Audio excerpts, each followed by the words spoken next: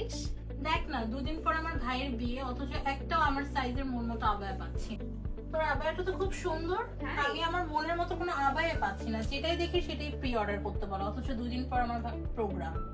সমস্যা নেই, তোর এই প্রবলেমের একটা সলিউশন আছে, চল আমার সাথে।